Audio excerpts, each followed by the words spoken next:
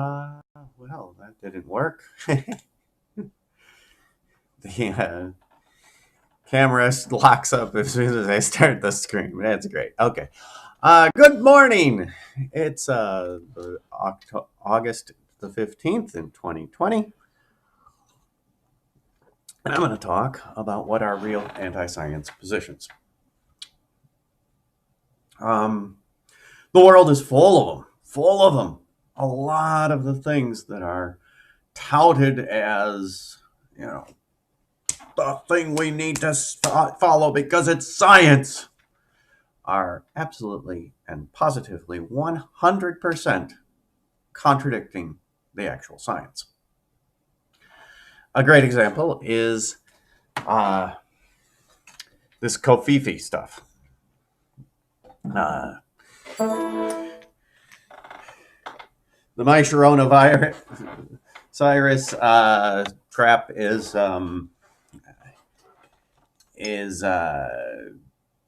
so far from being dangerous that 99.999% of the people in the world will never be at all at risk because of it. Oh, and look at that. My focus goes right off out the window. Isn't that wonderful? So, what do you do with that? How, well, they're doing all these uh, anti-science things in order to protect against something which is not dangerous. And how how do you fight against such reckless uh, damage and destruction? um, and you can point out the very clear statistics. You can point out the uh, that all the unbiased literature uh, from before this particular event started um, showed no actual benefit ever from against any virus from any of the measures that they're implementing, um, except physical quarantine of sick people. You can point out that there's no more that the so-called evidence of asymptomatic carriers was falsified. You can point it all out, and you're hurting me because you're not wearing a mask.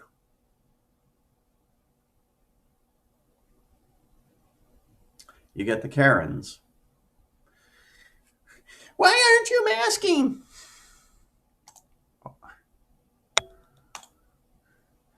You get you know all these completely nonsense non-arguments in response. The mask isn't to protect you; it's to protect me.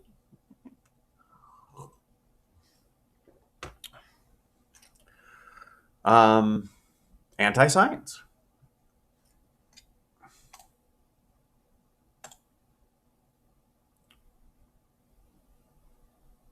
Nuclear power, another wonderful way of producing electricity.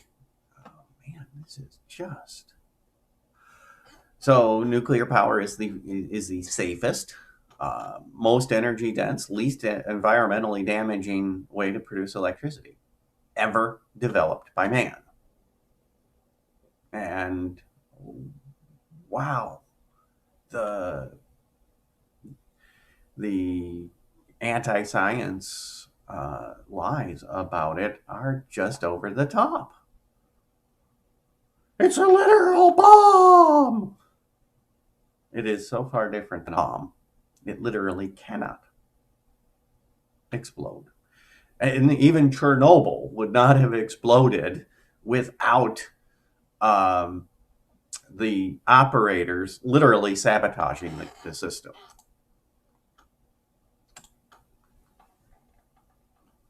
The operators at Chernobyl literally sabotaged the system. The operators at Fukushima Daiichi um,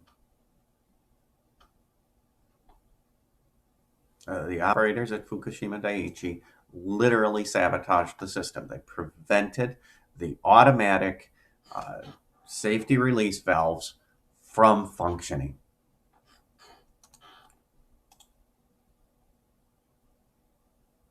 They canceled automatics in order to get that system to explode and to release the hydrogen unsafely.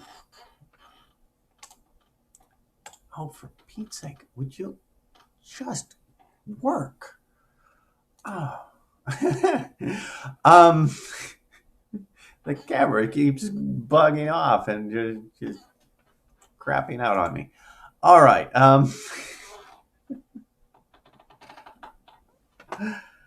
Oh, for Pete's sake. It's almost hilarious. So, what's the next anti-science? Well, the next biggest anti-science thing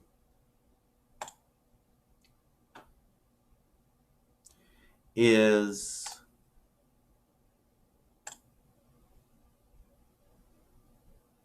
the vaccines. Now, I will admit that there is some science behind vaccines being able to temporarily protect people. But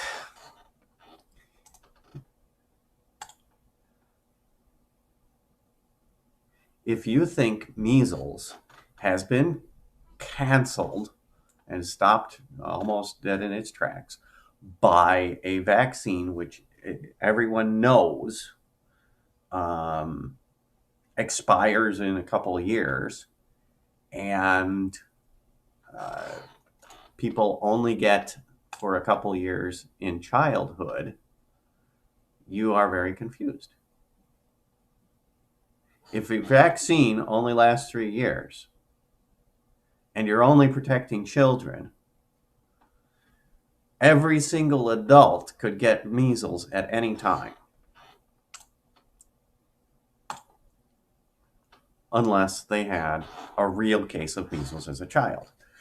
So there's something that's stopping measles that is not the vaccine. Just like there's something that was stopping polio before the vaccine and the massive drop in polio cases was because the symptoms of polio were renamed, if you had the vaccine, to non-poliomyelitis.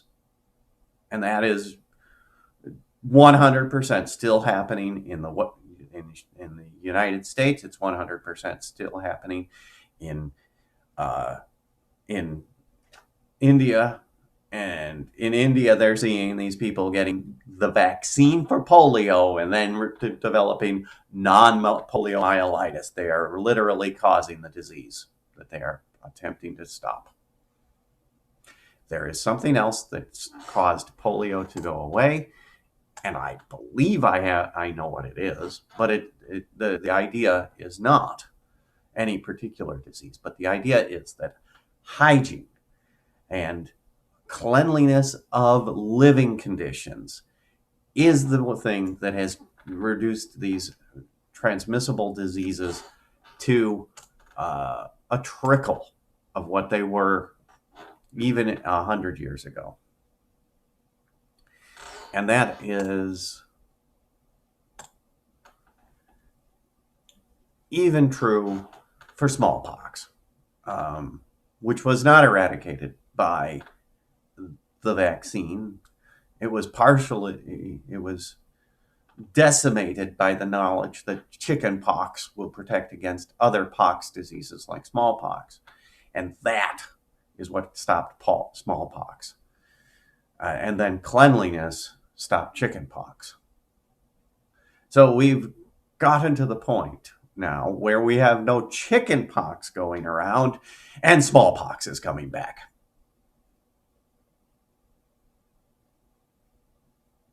Such idiocy is uncontroversial anti-science.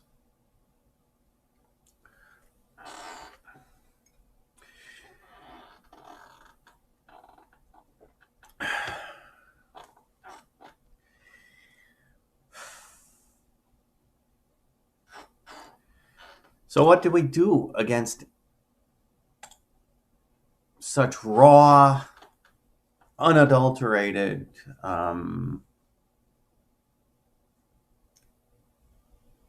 anti-scientific things that are backed up by government largesse?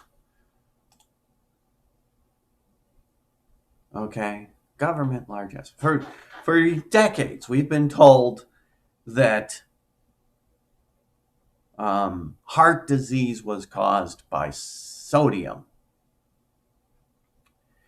and arterial plaque caused the heart disease.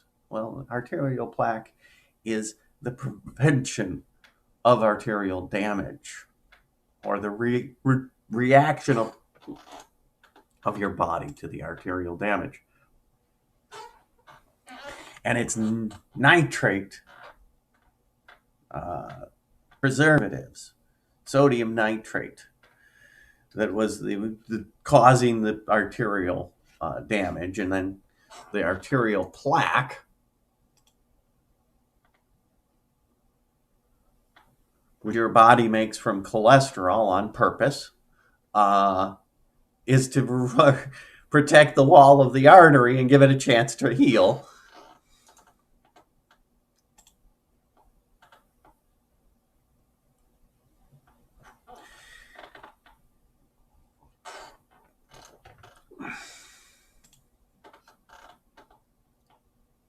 And so we have millions of people taking anti-cholesterol drugs.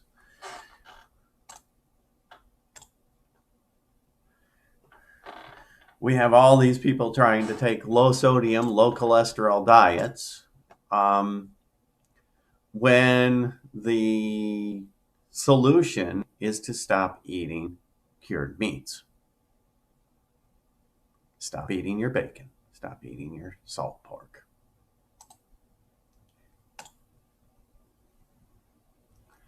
Stop eating your cured hams.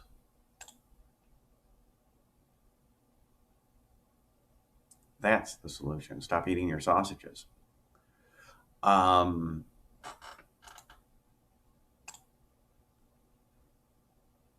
It's crazy. It's anti-science.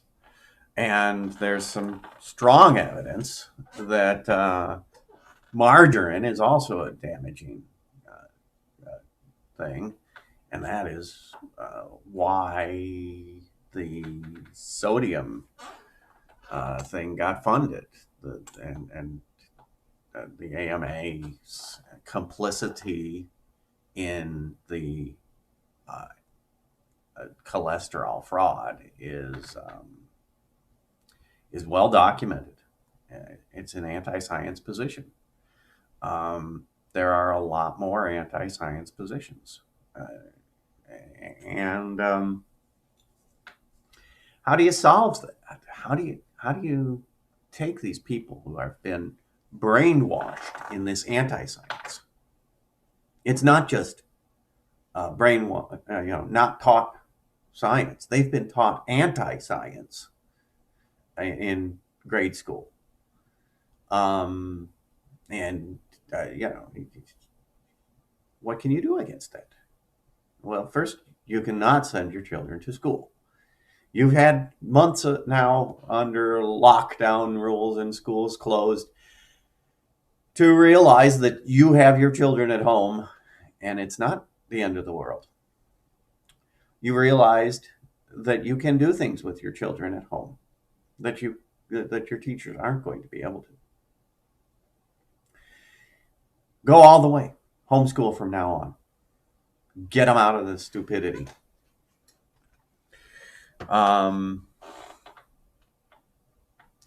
Like presidents going all the way back to Ronald Reagan, I would destroy the Department of Education. There's no need for it. I would push for defunding. I would stop federal funding of all schools. Let it be handled locally. Your locals, person, I believe. Local charity is a better way to fund such things. Local and national and international charity are a much better way to fund schools than government. And people want their communities to be educated, and they are willing to pay for it. As I constantly seem to vote for higher taxes for government schools, but that's the worst way to pay for schooling. Worse because it leads to bloat. So I would suggest that everybody locally also demand and privatize their schools and cancel the property tax for schools. And if somebody says, well, what are they going to do for funding then? You say, well, if you want to fund schools, there's nothing stopping you from funding schools privately, personally. And you'll have, $1,000 a year to do it if you want. Go for it.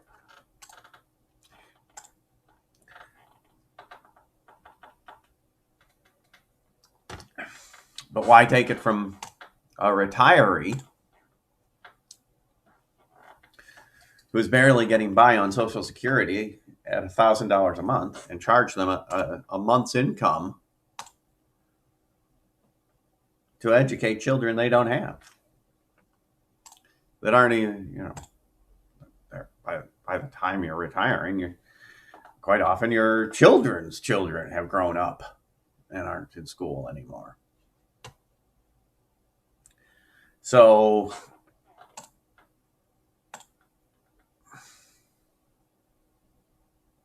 I would just get rid of it. And,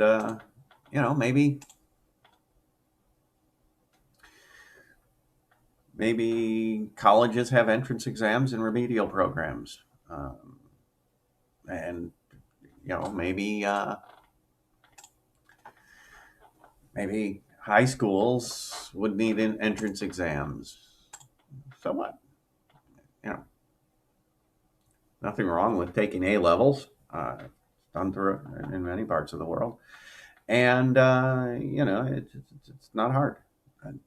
It is anti-science to say that government schools work, and that more money helps to make government schools work better. It is anti-science. So, if you want government that is actually going to follow the science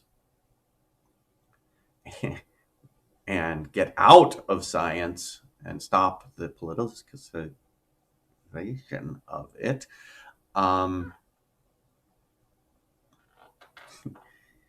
believe that I've said this many times before. Vote John Shatke, write it in. And like I've been saying, write in your vote no matter who it is for. If you want Biden and Kamala, if you want Camel Toe and Sleepy Joe, go ahead and write in Joe Biden in November. If you want Jonathan Shatke, if you want logic and sense and freedom, vote Jonathan Shatke. Write that into your ballot, and let's show these people the reality that the world is ignoring. Peace and joy.